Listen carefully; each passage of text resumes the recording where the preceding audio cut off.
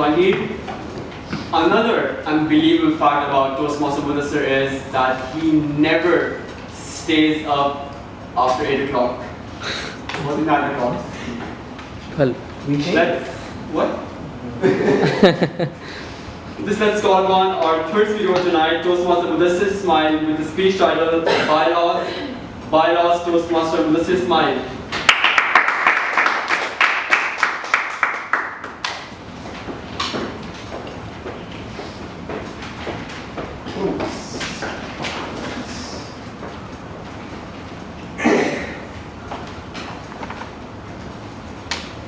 That's actually a complete code, but the projector is covering it up.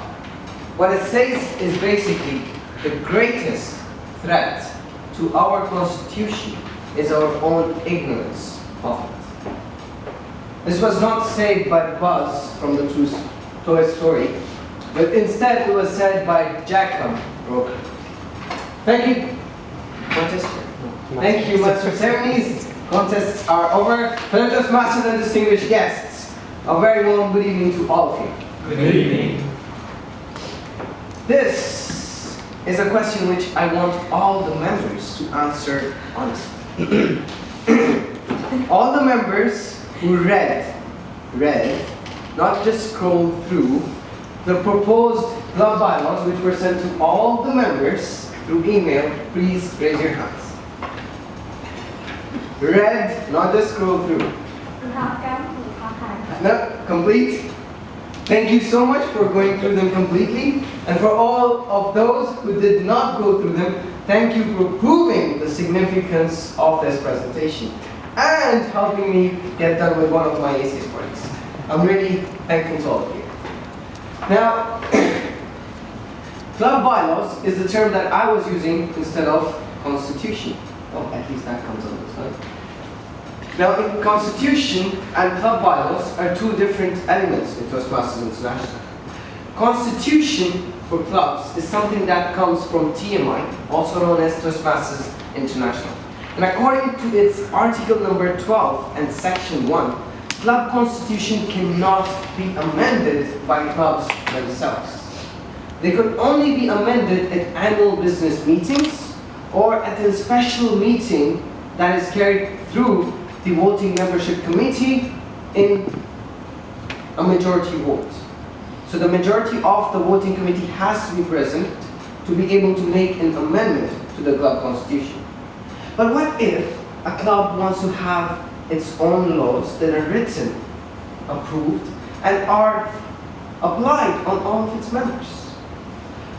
Provided that these rules are in accordance with the club constitution of Toastmasters International, then they can be put down in the club bylaws.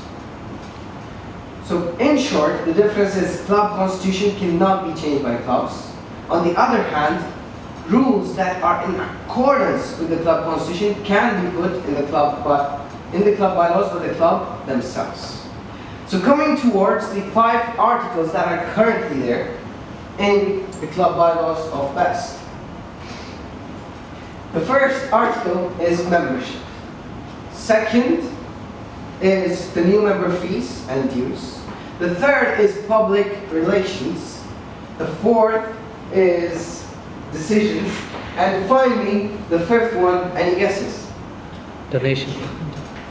Thank you. So starting off with the first one, that is membership. The membership basically states the composition of a member. How can a person become a part of this club? And that also goes into the second article, which is admission to membership.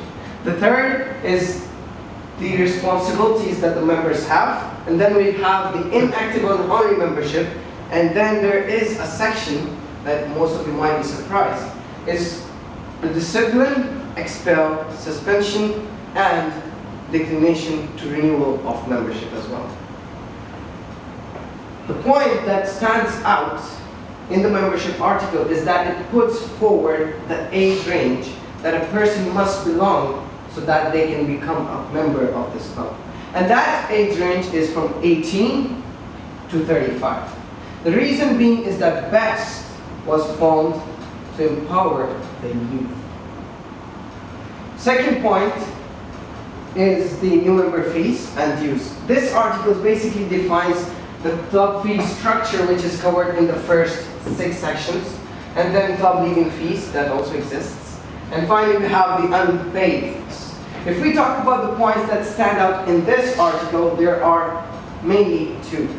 The first one is the informed inactive membership. So let's say you want to go inactive for a few months.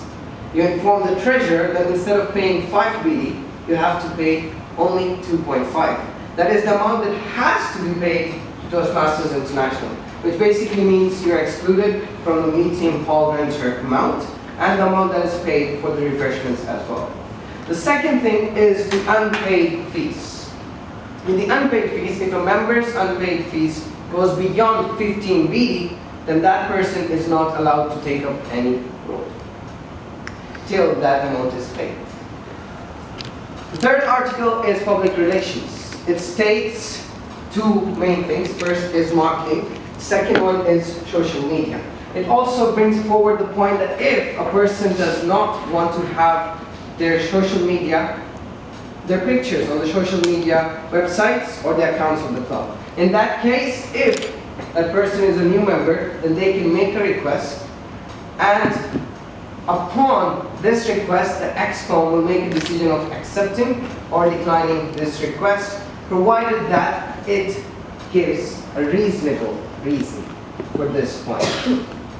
The fourth article is the decisions, which simply states that the decisions of the club, major decisions, have to be approved by at least 50% of its club members and 50% of the founders, which is 2 of the founders. The last article is about education. It basically states the roles and responsibilities that the new members have in terms of education, the current members, and the roles of responsibilities of the mentors and mentees, along with the last 2 sectors which define the awards in this article. And finally, we also have one more sector, nonetheless. That's basically projects. Which brings me to the point that stands out in this article, and that is for any project that is completed, if 51% of its projects are completed at best, then BEST reserves the right to file this application, because the resources of BEST have been used in completion for this award. So finally, in conclusion, we have the current bylaws as follows: membership, new member fees and dues. We have public relations, decisions, and education. So let us make sure that our greatest threat to our club bylaws is not our own ignorance of it. Mudassir, Ismail, back to you. Master. Thank you, Toastmasters Ismail. Let's maintain a minute of silence in order to mark the ballot.